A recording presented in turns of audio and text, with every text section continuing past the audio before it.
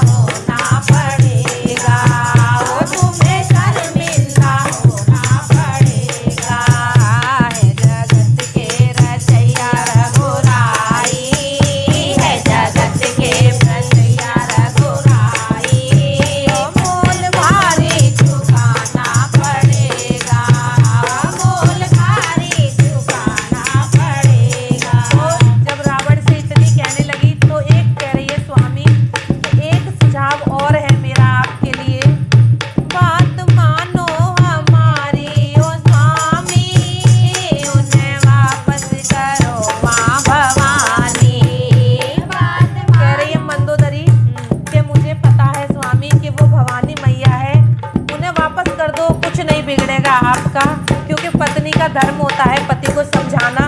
तो वो फिर समझाने लगी और रोती जा रही है और कह रही है, बात मानो हमारी ओ स्वामी, उन्हें वापस करो माँ भवानी।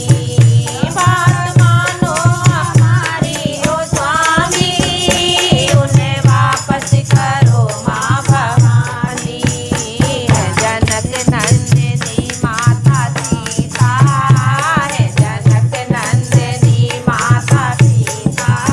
ओ पिया सब कुछ गंवाना पड़ेगा, है जनक नंदिनी माता सीता, है जनक नंदिनी माँ भवानी। पिया सब कुछ गंवाना पड़ेगा, ओ पिया दे दो सिया जानकी को, पिया दे दो सिया जानकी को। तुम्हें शर्मिंदा होना पड़ेगा, ओ तुम्हें शर्मिंदा होना पड़ेगा। तुम विद्वान हो मेरे स्वामी, माँ की महिमा ना तुमने जानी। तुम विद्वान हो मेरे स्वामी, माँ की महिमा ना तुमने जानी। है जगत के पिता रघुराई, है जगत के पिता रघुराई। ओ मोल भारी चुकाना पड़ेगा, ओ मोल भारी चुकाना पड़ेगा।